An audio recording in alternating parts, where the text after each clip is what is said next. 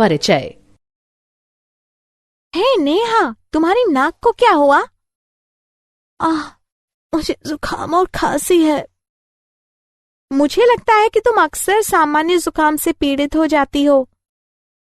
हाँ, लगभग हर 2 महीने में जुकाम से पीड़ित किसी व्यक्ति की समीपता से मुझे तुरंत जुकाम हो जाता है। यदि तुम्हें इतनी आसानी से संक्रमण हो जाता है तो इसका अर्थ है कि तुम्हारी प्रतिरक्षी क्षमता बहुत कमजोर है। सच में?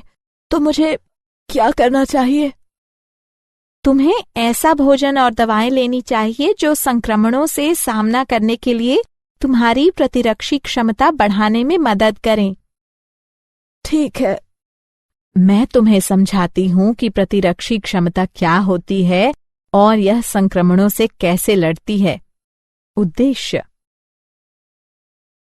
इस पाठ के अंत में आप निम्न करने में सक्षम हो जाएंगे। सहज प्रतिरक्षा के रोधों की पहचान करना, उपार्जित प्रतिरक्षा की अवधारणा को समझना, सक्रिय एवं निष्क्रिय प्रतिरक्षा के बीच अंतर को समझना, टीकाकरण एवं प्रतिरक्षणीकरण की अवधारणा को समझना, एलर्जी और स्व प्रतिरक्षा को समझना, मानव शरीर के प्रतिरक्षा तंत्र की पहचान करना। प्रतिरक्षा क्या है? परपोषी की रोगकारक जीवों से लड़ने की समस्त क्षमता जो उसे प्रतिरक्षी तंत्र के कारण मिली है, प्रतिरक्षा कहलाती है। प्रतिरक्षा के प्रकार। प्रतिरक्षा 2 प्रकार की होती है: सहज प्रतिरक्षा और उपार्जित प्रतिरक्षा। सहज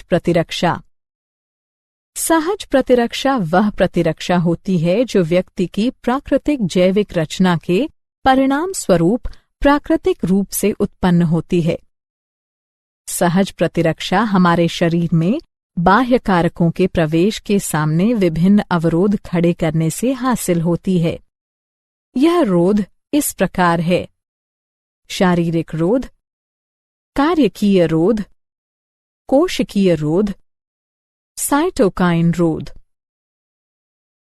शारीरिक रोध यानी फिजिकल बैरियर।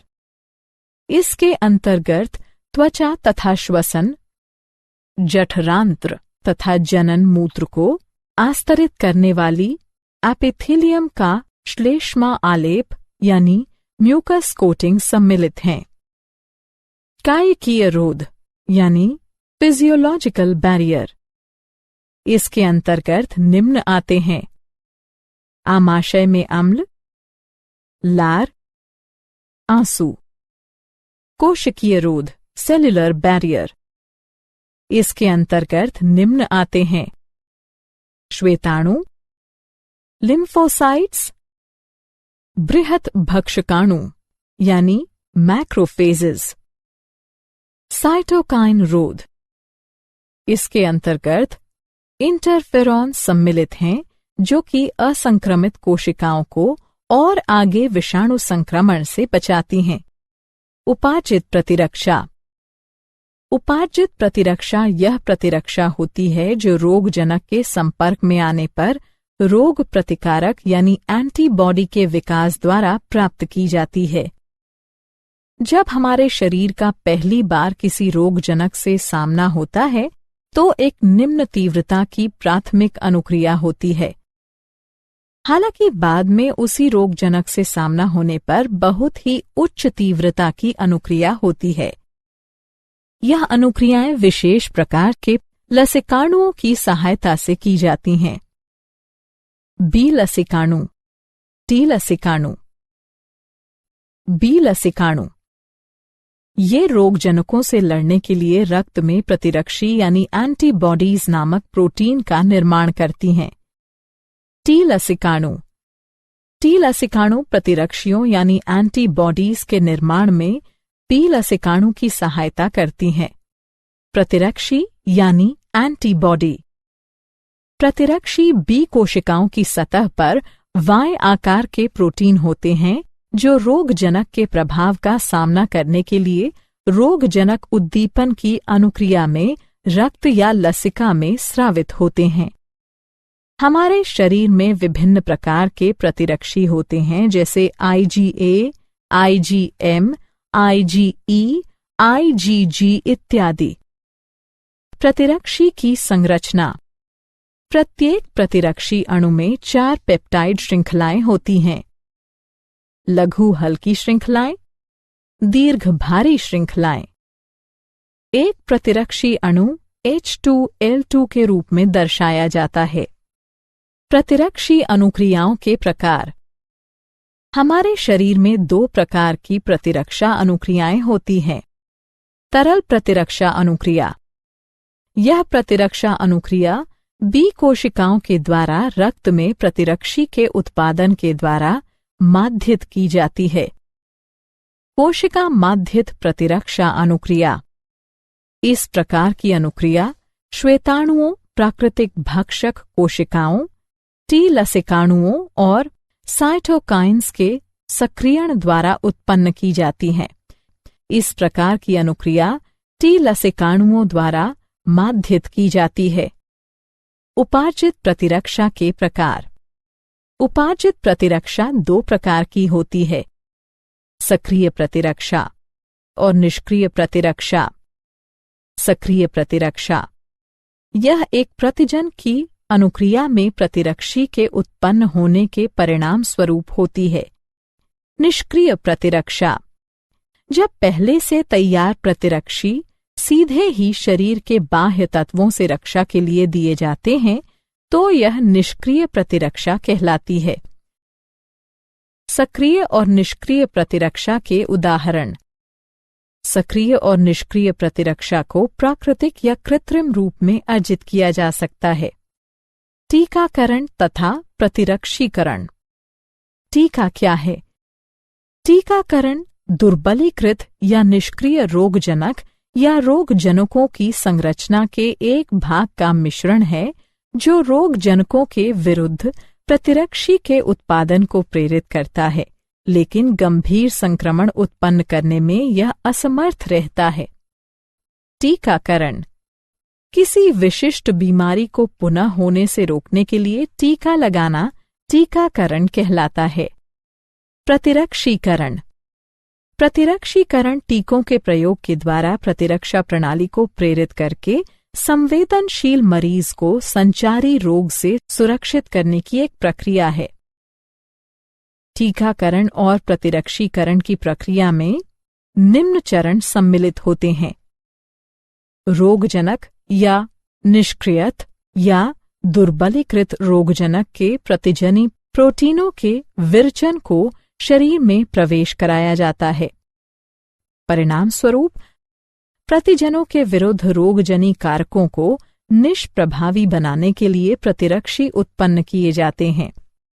साथ ही समृद्धि B और T कोशिकाएं बनती हैं, जो परिवर्ती प्रभावन होने पर रोगजनक को पहचान देती हैं और प्रतिरक्षी के भारी उत्पादन से उन्हें हरा देती हैं। इस प्रकार प्रतिरक्षा प्रणाली की स्मृति शरीर की किसी भी प्रकार के संक्रमण से रक्षा करती है। सक्रिय तथा निष्क्रिय प्रतिरक्षा। सक्रिय प्रतिरक्षा किसी प्रतिजन की उपस्थिति या किसी संक्रामक रोग के संपर्क में आने पर अनुक्रिया के रूप में प्रतिरक्षियों के विकास के परिणाम स्वरूप प्रतिरक्षीकरण। उदाहरण के लिए BCG का टीका। निष्क्रिय प्रतिरक्षा यदि एक व्यक्ति किन्हीं घातक जीवाणुओं से संक्रमित होता है जिनमें शीघ्र प्रतिरक्षा की आवश्यकता होती है, तो हमें सीधे ही प्रतिरक्षी या प्रतिआविष देने की आवश्यकता होती है। इस प्रकार का प्रतिरक्षीकरण निष्क्रिय प्रतिरक्षण कहलाता है। उदाहरण टिटनेस प्रतिआविष। एलर्जी पर्यावरण में मौजूद कुछ प्रतिजनों के प्रति प्रतिरक्षा तंत्र की अंतररंजित अनुक्रिया एलर्जी कहलाती है। इनके प्रति बनने वाली प्रतिरक्षियां IgE प्रकार की होती हैं। एलर्जन ऐसे पदार्थ जो शरीर के लिए बाह्य होते हैं और एक एलर्जिक अभिक्रिया पैदा करते हैं, एलर्जन कहलाते हैं। उदाहरण के लिए धूल में चिचड़ी, पराग, प्राणी लघुशल्क आदि। एलर्जी के लक्षण: छींकना, पनीली आंखें, बहती नाक, सांस लेने में कठिनाई। एलर्जी के कारण: जब एक व्यक्ति किसी एलर्जन के संपर्क में आता है तो आईजीई प्रतिरक्षी बनते हैं जो स्वयं को मास्ट कोशिकाओं से जोड़ लेते हैं।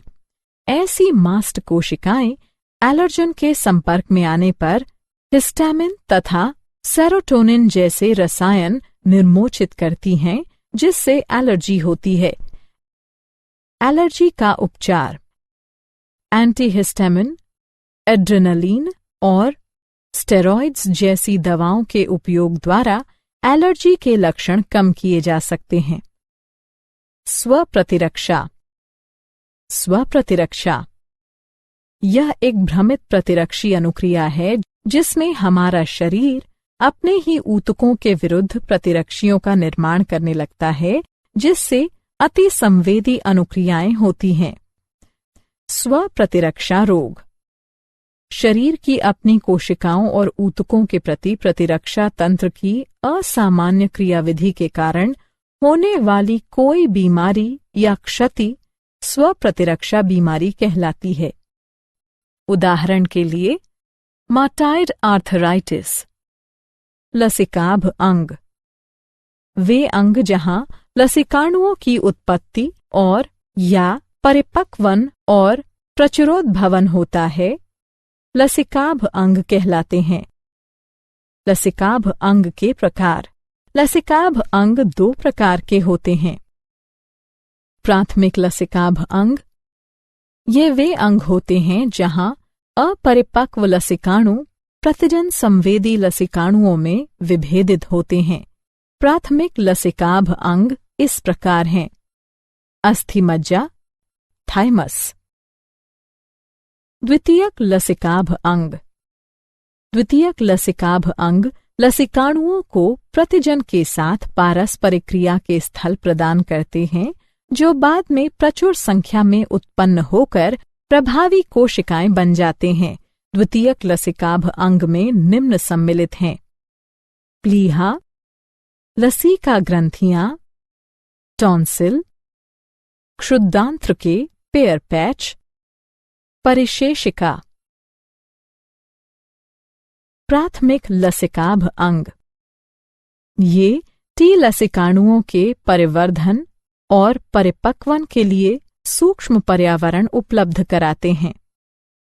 अस्थिमज्जा: यह प्रमुख लसिकाभ अंग हैं। लसिकाणुओं समेत सभी रुधिर कोशिकाएं अस्थिमज्जा में उत्पन्न होती हैं। थाइमस: यह एक सपाली अंग है। यह हृदय के पास और उरोस्थि के नीचे स्थित है। जन्म के समय थाइमस काफी बड़ा होता है, लेकिन बढ़ती उम्र के साथ आकार में घटता जाता है। द्वितीयक लसिकाभ अंग: प्लीहा, यह सेम की आकृति का अंग है। इसमें लसिकाणु और भक्षकाणु होते हैं। यह रुधिर जनित सूक्ष्म जीवों को अवरुद्ध करके रुधिर निस्यंदक के रूप में कार्य करता है। लसिका ग्रंथियां: ये छोटी ठोस संरचनाएं होती हैं जो लसिका तंत्र पर भिन्न भिन्न स्थलों पर स्थित होती हैं। जो सूक्ष्म जीव या दूसरे प्रतिजन लसिका और ऊतक तरल में आ जाते हैं, वे उन्हें रोक लेती हैं। ये प्रतिजन वहां मौजूद लसिकाणुओं का सक्रियण प्रेरित करती हैं और प्रतिरक्षा अनुक्रिया के लिए उत्तरदायी हैं। मॉल्ट या श्लेष्म संबद्ध लसिकाभ ऊतक: यह मानव शरीर के लसिकाभ ऊतक का लगभग 50% है। यह प्रमुख पथों जैसे श्वसन, पाचन और जनन मूत्र पथ के आस्तरों के भीतर स्थित होते हैं। मूल्यांकन: आगे बढ़ने से पहले आइए देखें कि आपने कितना सीखा। निम्न का मिलान करें।